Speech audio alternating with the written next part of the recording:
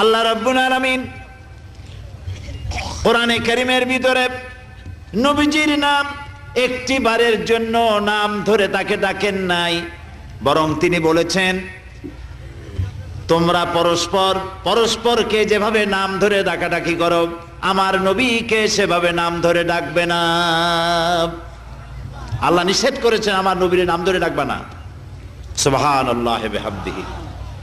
এই পৃথিবীতে যত নবী আসছেন সমস্ত নবীরা হলেন এলাকা ভিত্তিক নবী, অঞ্চল ভিত্তিক নবী।